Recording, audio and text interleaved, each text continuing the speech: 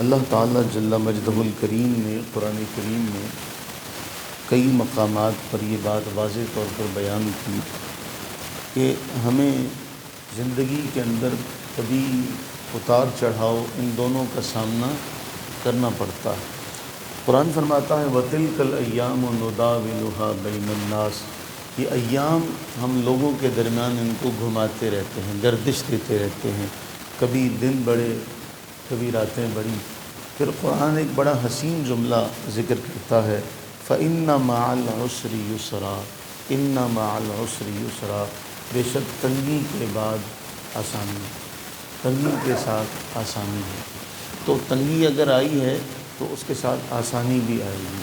تو قرآن پھر یہ بھی بیان کرتا ہے کہ یہ نہ سمجھنا کہ ہم یوں ہی جنت میں چلے جائیں گے، تمہیں آزمایا جائے گا۔ تو یہ آزمائش کا،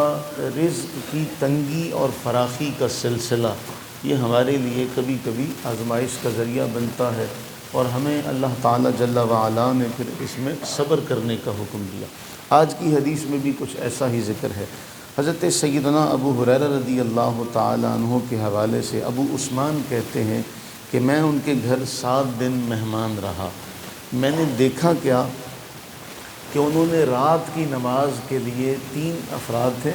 انہوں نے رات کی نماز کے لیے اوقات مقرر کیے ہوئے تھے کہ ایک حصہ ایک شخص نماز پڑھتا، وہ نماز پڑھنے کے بعد جب سونے لگتا تو دوسرے کو اٹھا دیتا، دوسرا نماز پڑھتا، جب وہ اپنی نماز پڑھ لیتا تو وہ تیسرے کو اٹھا دیتا۔ وہ ابو عثمان کہتے ہیں کہ ان کے گھر میں میں نے یہ معمول دیکھا رات کی نماز کے حوالے سے، خاص طور پہ کہ یصلی ھذا ثم یوقظ ھذا ویصلی ھذا ثم یوقظ ھذا، ایک سوتا پھر دوسرا سوتا پھر تیسرا سوتا، یہ ان کی ترتیب تھی۔ اب اس کے بعد جو حدیث کا جو بنیادی جملہ ہے وہ ہے، حضرت ابو ہریرہ کہتے ہیں قسم رسول اللہ صلی اللہ علیہ وسلم یوما بین اصحابہ تمرا، ایک دن ایسا ہوا کہ رسول اللہ صلی اللہ علیہ وسلم نے ہم اصحاب کے درمیان کھجوریں تقسیم کی تو مجھے 7 کھجوریں ملی۔ ایک روایت میں 5 کا ذکر ہے، تو کہتے ہیں مجھے 7 کھجوریں ملیں، احداہن حشفہ، ان 7 میں ایک حشفہ کھجور بھی تھی۔ یہ کھجور ایسی ہوتی ہے کہ جو جلدی، یعنی درخت کے اوپر نہیں پکتی، درخت سے نیچے گر جاتی ہے، ذرا سخت ہوتی ہے۔ تو کہتے ہیں وما کان فیہن شیء اعجب الی منہا، مجھے وہ تھی تو ہلکی، یعنی باقی کھجوروں کے مقابلے میں، لیکن کہتے ہیں مجھے وہ زیادہ پسند آئی کیونکہ اس کا چبانا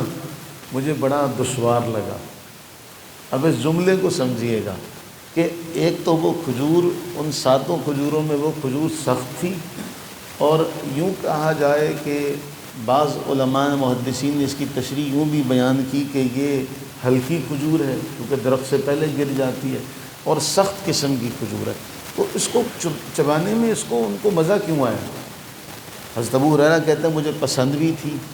اور اس میں مجھے لطف بھی آیا۔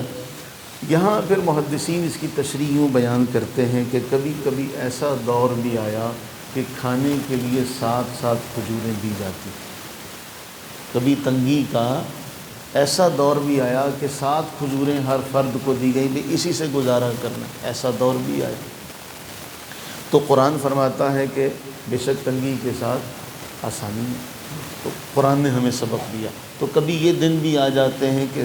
سختی بھی آ جاتی ہے۔ اب اس میں یہ کھجور کیوں پسند ہے؟ محدثین نے اس کی وجہ بیان کی، ایک تو یہ منہ میں زیادہ دیر تک رکھنی پڑتی ہے، منہ میں زیادہ دیر تک رکھنی پڑتی ہے، تو پھر جب زیادہ دیر تک رکھنی پڑتی ہے تو احساس ہوتا ہے کہ بھی ہم نے زیادہ لطف لیا ہے، زیادہ دیر تک اس کا مزہ منہ میں رہتا ہے، اس کا سواد منہ میں رہتا ہے۔ اس لیے کہتے ہیں تو وہ سخت تھی، لیکن مجھے پسند اس لیے تھی کہ ایک تو وہ منہ میں زیادہ دیر تک رکھنی پڑی، جس سے یہ احساس ہوا کہ میں نے کچھ نہ کچھ کھا لیا۔ یہ ایک بڑا اہم جملہ ہے کہ تنگی کو بھی انہوں نے ایسے ذکر کیا کہ سننے والے کو وہ بھلی لگی، اپنی تنگی کو بھی ایسے بیان کیا جا رہا ہے، اپنی پریشانی کو بھی ایسے بیان کیا جا رہا ہے کہ مجھے 7 ملی تھی، ان میں ایک تو خراب تھی، یوں اگر سادہ سے لفظوں میں کہا جائے، لیکن مجھے وہ پسند اس لیے تھی، میں نے اس کے کھانے میں مجھے محنت کرنی پڑی۔ یعنی اپنی تنگی کو بھی اس حسین انداز میں بیان کیا کہ سننے والے کو وہ شکایت نہیں لگی۔ ہمیں بھی ایسا ہی ہے، ہم دیکھیں کہ آج ہمارے ساتھ اگر ذرا سا معاملہ ہو جاتا ہے تو ہمارے ہاں جو کم علم طبقہ ہے وہ شکوے شکایتوں پر اتر آتا ہے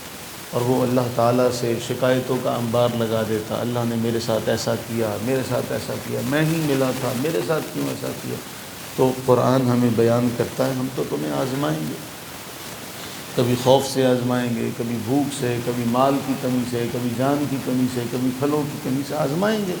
لیکن ان میں جو صبر کرے گا اس کے لیے خوشخبری ہے۔ پھر اس کے لیے اللہ تعالیٰ جل وعلا نے فرمایا کہ ایک نہیں صلوات ہیں اس کے لیے، ایک صلات نہیں ہے، اس کے لیے صلوات ہیں، اس کے لیے کئی رحمتیں ہیں۔ تو اپنی تنگی اور پریشانی کو بھی اس انداز سے بیان کرنا کہ سننے والے کو بھی اس میں ایک طرح کا لطف محسوس ہو، یہ ابو ہریرہ رضی اللہ تعالیٰ عنہ کی ذات کا ایک معاملہ ہے۔ اللہ سے دعا فرمائیں اللہ تعالیٰ حضرت سیدنا ابو ہریرہ رضی اللہ تعالیٰ عنہ کے درجات میں اور بلندیاں اور رفعتیں عطا فرمائے، اور ہم سب کو حضرت سیدنا ابو ہریرہ رضی اللہ عنہ کی محبت عطا فرمائے، آمین ثم آمین۔